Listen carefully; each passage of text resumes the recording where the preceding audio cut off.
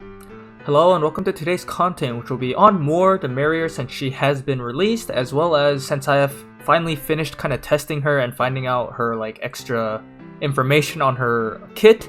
Now I can actually put out the video with like proper information, and yeah. Since this will be a unit analysis, I'll be talking about her, see if she's like worth pulling, how good she is in the future, etc. And yeah, without further ado, let's begin. So here we are for abilities. Mua's main job is going to be a new one that just came out. It's going to be Apothecary, and as a base unit, she's going to have Vitalation, Good Health, Life of Longevity, Soul Sedation, Divine Toxicology, and then for her limit break, which is Festival of Flying Fortunes. Just here specifically, I have to say, Life of Longevity has only one cast, and I'll actually kind of talk about some of the abilities here only because they're a bit new. Specifically to, let's see, Life of Longevity, it only has one cast, and you see a lot of information there. Just think of it like this. When you cast this ability, you gain re-raise, and while you have re-raise, you have a magic buff, you have an accuracy buff, and a healing power buff for herself during that time. And I'll be talking about the interactions and stuff about this ability later, just so like people kind of understand. Like, while it does seem it's like, oh my gosh, that's like super freaking broken, or like that's really amazing. It is good and it's amazing. However, it's not broken and it does have counterplay. And like I said, I'll explain that later. Anyways, moving on. As you can see here from Divine Toxicology, if you are poisoned, you will have the debuffs, which is defense down, spirit down, and healing power down. Specifically for this situation, I have to say, this is basically, it's still gonna be roughly 3 turns, because if you are poisoned, that's literally going to be for 3 turns unless it is otherwise specified. It's usually going to be for 3 turns in general for like most status ailments and all that situations. Some are more rare at 4 turns, but that's not really the case in most situations. And yeah, specifically also kind of going back to Soul Sedation, you see that it says it increases the chance by 20% if you have at least one following effect: regen or auto restore. This is specifically for Mua. It does not say target, it's saying specifically for yourself. If Mua has a regen or auto restore, she gets a flat 20% extra chance to land a status ailment of specifically sleep for Soul Sedation. And lastly, for Festival, her limit break, while it does damage, you have a 67% chance to silence. Like I said, limit break on silence. This is insanely high chance. If you are silenced, and you do get silenced from the limit break, you will also have AoE resistance down by 30 while you are silenced during this. So it's literally going to be for 3 turns. So yeah, she has a lot of effects where if she lands a status ailment onto you, there are additional effects that happen that basically make it so that you get even more debuffs while you are status ailments. In a way, you could think of it as kind of like a green mage in like the past Final Fantasy Tactic games, where like they're just tossing out status ailments left and right, like defense down, imperils, all that such. This is kind of like it, and like not like our current green mage, which is, I mean, you could kind of argue it's the same because of imperil and then D-shell or D-protect, but yeah, this is more for status elements specifically rather than imperils then, I guess. And let's go on to her EX upgrades. So basically her good health, which is the spirit up for her team, as well as giving regen. Basically it's going to be upgraded so it gives defense and spirit now for her allies. And regen is usually capped at 10% HP for most abilities, but hers goes up to 20%. So you will be healing a lot more on her specifically. Also, because of healing power directly affects regen, she can heal literally, I would have to calculate it, but she can technically, with her Life of Longevity buff on, she could technically almost recover half her HP per turn. Almost. We'd have to test that specifically, but yeah, that's one thing I did not test because you'd have to have her at a good level and test the numbers that way. Another EX upgrade she has is going to be Life of Longevity and then Prosperity, which is going to be buffed. So now it has 2 casts instead of only 1, which is pretty good. This does mean this is highly effective in terms of Guild Wars specifically. And lastly, her EX upgrade ability she gets is going to be called Meridian Channel, where she gets an additional 40 spirit penetration for herself, does damage, and she gets an auto restore for herself for 15%. So this is pretty good in terms of AP efficiency, because she starts with 50% AP, so having this AP restore on an ability is very, very nice to have. Moving on to sub-job ability. So for the Apothecary sub-job ability, you're going to get Hypodermic Surge, which is going to be a missile damage, Piercing, so it can hit multiple targets if they're in the way, and most importantly, it says Inflict Poison up to 20 damage for 3 turns and for self. This is actually, I don't know if it's like a typo or it's not saying it correctly, this is actually adding a 20% base chance for poison to land. So if you're using, let's see, for example, Divine Toxicology, a base chance of 25% with poison, if you used Hypodermic Surge first to gain a buff for the extra poison chance, then your base chance would actually be 45% instead. So yeah, and this also does stack with her passive that can raise it even higher to get to like 60%. But yeah, basically saying, I don't know if that's a typo or not, but it increases the base chance for the poison to land. So yeah, that's just how it is. I did test this, so it is 100% for what I'm saying, and I'm not gonna back down from that. People saying that I'm gonna be wrong on that, but yeah, I did test it. It's literally, that's how it works. Anyways, ability after that is gonna be Hypothesia. No, Hypesthesia? I can't really say it, but yeah. This is going to be basically a TP ability where you could have a chance to inflict Paralyze. If you do happen to inflict a Paralyze, they also get an additional agility down by 20% while they are paralyzed. So this is very, very effective if it does land. Now, she does also have the Rune Knight subjob, which is very nice in terms of getting the extra harder hitting slash abilities. While it doesn't have much more quote-unquote utility in terms of what like debuffs and perils that it has, it still is a very good damage option because she can hit decently hard with it, especially with Eroga Blade. And lastly, we do have the Time Mate subjob, where most importantly is going to be Haste and Quicken. Also, I do have to say, to round out this slide specifically, she has 0 cast time on everything except for her Time Mate subjob. Just keep that in mind. So moving on to resistances and passes. So the resistances to damage types, we're going to have a 5% to slash, 0% to pierce, negative 10% to strike, 15% to missile, and 10% to magic attack types. So you can see overall, she's not necessarily strong in any of them. However, missile, she is decently, like, she has some resistance there. Same with magic attack type, but I mean 10% is not a lot. You kind of want more if you wanted to argue that it's really, really effective. 15 is pretty close, it's almost there. From here, she does start with 0% AoE, 0% single target, 0 defense, and 0 spirit as well. She is really kind of banking on her large HP pool as well as her revive to stay alive. She is also going to be a 3 move, 1 jump, 90 cost unit. She is wind element. And resistances to statuses, specifically 50% to slow, 50% to charm, and 10% to paralysis. As you can see here, like immediately, she is going to be a very, very good anti-charm unit. This means she's also going to be insanely good in like class match as well. Like, if you thought Halloween Lila was going to be annoying, like Mua is going to be almost the same, especially in manual play. Like, it's going to be very, very annoying to deal with all the RNG that she can just bring to the table. So master ability, she has the mono wind element, as we know, a little bit more magic onto her kit, and then 15 accuracy, which is pretty nice.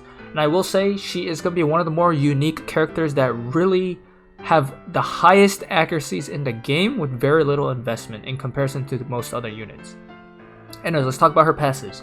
So what I highly recommend is Thriving Mentality. And the reason why for this is not only to increase her magic percentage, but also the agility. She is a tad bit slow, which we will see on the next slide. However, with this passive, she is going to be competitive speed for sure. So yeah, that is a good thing. I would recommend either Sharp Mind or Toxins and Sedatives. Specifically for sedatives, for Sharp Mind specifically, it's another 20 accuracy. If you are fighting anything that has just in general like evasion, Sharp Mind's gonna be insanely good. Not only is also the Spirit Penetration good for like kind of handling some tankiness in terms of damage, but also accuracy, that 20 more is gonna be very, very effective. Toxins and sedatives are going to be very good for her like overall kit in general if you want to focus on status ailments. And I will say focusing on those is not a bad choice at all actually, because she has such a high base chance of landing them. Niche and Flex, the wind enhancing rune, obviously if you want like a lot more damage, this can go the route you want to go. Speed cast, you only take this ever. In my honest opinion, you only take this if you're going to make her use her Time Mate subjob. Otherwise, you don't touch this at all. And no CT changes, it varies like significantly depending on how you want to use it. If you are a very like heavy class match user, no CT changes is very effective against people who like to run like Katone or something, just want to use stop cheese. You cannot stop Mua, specifically if she has this passive on, just for example. Reaction abilities, I would either... There's really no like wrong choice here, I'll be honest. Like if you're focusing only magic attack types, no, not magic attack types, but magic damage in general, then mind over magic is very, very strong. Similarly, if you do have a very good defensive build, magic commutation is very good in terms of sustaining her AP, because as I said, she starts with only half her max AP, not like 80% like compared to like Helena and like Yuna. Her slow counter is also very effective against all users in general, especially if they're at close range, only because if you do happen to land a slow on someone, you are a high chance of lapping them. So here we are. Everyone probably couldn't be waiting for this page, but Mua is rating out of 5. I do see her as a potential 4.5 out of 5 unit. She's missing a very few things from the to make her like break over the top in terms of a 5 out of 5 unit. However, she has the makings of very good investment long term, both in PvE and PvP both. So let's start with the pros first. So I'll talk about everything else on the screen later, just so like it'll help understand. You can just read it on your own if you want to like go for it, but yeah, I would suggest listening to me say it in case you don't understand it. So pros, stats at level 120. She does have 3,730 HP as a mage, which is very high, and she has a base of 2,968, which is pretty good actually for a mage. This is a very good base. Her agility is 61 with a base of 56, not bad. 61 agility is on the lower side, however, with the passive I said earlier that I recommend, she does reach 67, which is pretty good. It's better than nothing. Her magic stat total is 567, which is on the higher end, and her base is 400, which is also on the higher end. So yes, she does get a lot of magic stat. Now let's talk about her accuracy. She has a total of 234 luck, which is approximately, like just listen, approximately 30 to 40 luck lower than high evasion units, which is approximately around, I would say, 15 to 20 accuracy. So in terms of this, her master ability covers that distance, so she's as accurate as a very high luck unit. On top of this, if she uses sharp mind, she gets 20 more from her passive, so she's already better than evasion units already in terms of accuracy because of her passive.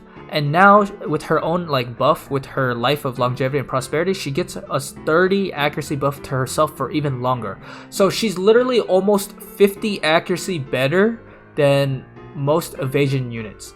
That is a lot. And 50 accuracy translate roughly, not exactly, it's roughly around 100 luck difference. So yes, she has insanely high accuracy. I don't even have to mention like, oh, if it's not 100%, it's not gonna hit. It's like, you can slap on one accuracy item on her. You don't even need the luck accuracy, like vision card, and she is gonna be hitting pretty much almost 100%. It's kind of disgusting how high her accuracy is. It's also very obvious what Gumi did in terms of accuracy just for her specifically, so she does not have to worry about it. And yeah, let's talk about like the top few things that I want to talk about. As I said literally just now, she has insanely, absurdly high accuracy without much investment. It's just so freaking high. She's able to reduce AoE resistance with easy conditions, and I say easy conditions because it's going to be on her limit break specifically for the AoE resistance with a very high base chance, and she's able to inflict poison, sleep, and silence with very, very high rates on the average. So yeah, she is going to be very annoying to fight against if you are very susceptible to status ailments of poison, sleep, and silence. Her self buff and re-raise keeps buffs almost forever. It is only removed by either dispel or removal of her re-raise. There is no turn expiration, so meaning if you never pop her or proc her re-raise and you never dispel her, she never gets rid of her buffs. She will always keep her magic magic percentage up, the healing power up, and the accuracy up. She'll always have those buffs if you do not remove it or not kill her, pretty much. She has a total of 3 attack types, which is going to be magic, slash, and missile for decent damage. She's not going to be no slouch. As you saw, she literally has 567 magic. She's not necessarily going to be one-shotting a lot of units unless they're specifically weak to what she's using. But yeah, she's going to be mostly focused on dealing some decent damage as well as kind of sending out status ailments. And lastly, she has no cast times at all on all her abilities and sub-jobs except for Time Mage. She's kind of like Ibarra, where they have a lot of instant cast abilities, which is very, very good and effective, especially because you don't have to worry about cast times and RNG if you're not even going to make the cast time on time. So let's talk about the cons. So yeah, her abilities are not really made to burst on many units, and they're focused more on status elements instead, which can lead to a lot of RNG. And what I mean by that is, she's not going to be like, it's not like Helena where she lowers the dark resistance and then hits. For Mua specifically, she's going to be dealing the damage, 200% on her limit break. Then she's going to silence, check. If it does silence, then they also get AoE resistance down. However, if the silence doesn't land, which I will say right now, unless they are 50% base chance resistant to it and have very low faith, I'm pretty sure it's going to land, then they do not get debuffed for the AoE resistance down. So you do have to consider that she is kind of like a gambler type of character. You do have to roll the dice a few times, but it is towards her favor in my opinion. Especially just mathematically, it's pretty good. She's going to be very reliant on her re-raise and her HP for survivability because she is boasting, and I say this ironically, a base of 0 defense and 0 spirit. So removal of her re-raise is really her main weakness. Without landing her status ailments, her damage and utility is significantly reduced, and her raw DPS doesn't add much to that. And that's why I said earlier, like, she does have like decently good stats, like her magic stat and abilities. However, they do not have the raw damage in comparison to like lowering defense and then hitting. Hers is everything she does is damage first, and then afterwards it's either status or a debuff. So yeah, she's not going to be bursting characters down. While she is a quote-unquote mage, I say that because that's just what most mages are. They have more starting AP. Mua starts with only half of her max AP rather than a larger amount. Only her limit break, however, has a very large AP cast. So while she does not have a very large AP pool compared to like the traditional mages, she still has a decent amount, and only her limit break costs a lot of AP. Her life of longevity and prosperity is not absolute, and I say this because I tested this. A dispel gets rid of all the buffs on it, but not the re-raise. And similarly, but also a little bit different, if you have a re-raise removal, it gets rid of all of them completely. So that means Gilgamesh Kotetsu, that removes like re-raise, it will get rid of all the buffs and re-raise. Same with Dwayne with Magic Infuse. If he uses Magic Infuse on her, she loses all her buffs and the re-raise. So just keep that in mind. If that is the conditions specifically for that her ability on that, to get rid of it. The spell is still pretty useful on it because it can remove the additional benefits outside of the re-raise, so it's not completely useless, but yeah, it's still an option. Also, lastly, despite having 3 damage types, magic attack resistance is actually going to be highly effective against Mua. It's basically going to prevent her from dealing any significant damage and her main job abilities. If she can't be using her main job abilities, she is locked out of doing all those like extra status ailments and such. She's going to be using mostly her sub job abilities to kind of deal more damage and or like status ailments pretty much. Because if she can't do status ailments, she has to resort to her other things. Because all of her main job stuff mostly is magic attack resistance, she's going to be focusing on her magic attacks basically, instead of using like slash or like missile in general in that comparison. And yeah, in the end, that's why I do give Mua a 4 or a 4.5 out of 5, because I do see possible potential in her, and we don't know what's going to change in terms of status ailments, but that's how it is. Let's talk about her TMR. This is the Auspicious Cheongsam, I think. I don't know how to say it right. I'm sorry if anyone knows how to say it and I said it wrong. Please don't flame me, please. But yeah, basically it's a cloth armor type. HP is only 388, not bad. Defense is only 4, not bad. Spirit is 12, that's on the better end. And it's critical evade of only 7, that's kind of low, but it's whatever. I did give it a rating of 4 out of 5, however, because of the effect. It's super good. The effect is called Good Fortune, where it does an AoE shell for your team if you set it up correctly, and while you have shell, which is going to be for basically 3 turns, or unless it gets dispelled broken by a certain ability that the Lightning Hunter Cost Thunder Mage specifically has, if you do have shell on, you also get critical evasion of 30 up during that time, which is insanely good. 30 critical evasion is way better compared to like nothing or like a very small amount, so that's very good. And it has 2 casts. This is a very good TMR in so many situations, not only in class match but also auto battle. I just had to say that. And yeah, that's basically everything about Mua. The last parts are basically going to be talking about her status ailments and talking about how it works so people understand it. If you're basically just all you wanted to do was learn about Mua, this is basically the end of the video. Outside of that, I'll be talking about right now. So let's start at the bottom left. So she has a base chance of 25% to land asleep with soul sedation.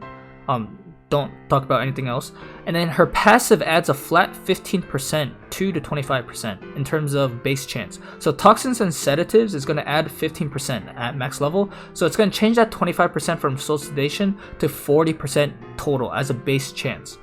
Soul sedation 20% additional is if Mua has regen or auto restore for herself, then that is a flat 20% after the calculation. And what I mean by that is, let's go to example 1, which is in the middle of the screen at the bottom. If Mua has 50 faith and Venera has 50 faith, Mua with the passive and auto restore on her and soul sedation has a base chance of 40%. We're not talking about the 20% flat yet. So Venera has a 50% sleep resistance, so the base chance is going to be Venera's 50% sleep resistance minus 40%. So, well, vice versa, sorry. Base chance of 40% minus 50% because of the sleep resistance. So the base chance is actually negative 10%. Yes, it's weird, we can go negative. So because we add up the faith of both units, which is going to be 100 faith total, times that by the negative 10%, we equal the chance of landing asleep onto Venera is negative 10% in this situation. However, because Mua does have the auto restore for herself, in the end total calculation, we add the flat 20% now because of soul sedation, so the end total is actually 10% chance to sleep with Venera. Now, let's talk about the second situation. Excuse me. If Mua has 97 faith and Elena have 97 faith, Mua with the passive and auto restore on and soul sedation, the base chance is 40% still. Elena, additionally, kind of like Venera, has a base of 50% sleep resistance, so the base chance is going to be negative 10%. If we do 194 faith, because that's the total of both their faiths combined, times the negative 10% equals negative 19.4%. However, because it is a status ailment, so we always round down, so it's going to be negative 19%. End total, we finally add the 20% from soul sedation. The total is actually 1% to sleep Elena. As you can see at like the example picture I literally have, this is the proof. I did the calculations and everything. It's a 1% chance to sleep Elena in this situation. So as you can see, it's a little finicky on how it works, but basically if you do use toxins and sedatives, it is possible for her to basically still have a chance, at least, to kind of like set up a poison and a sleep on people who are still resistant to it. That's just like basically a setup for it. And yeah, basically that's all I have to say for Mura. I hope you guys have good luck on your pulls. I will say I did pull her and I hit pity for her, and I'm very not happy about it, but it's okay. Yeah, I hope everyone else does way better than me in my luck, but yeah. Until the next video, peace out.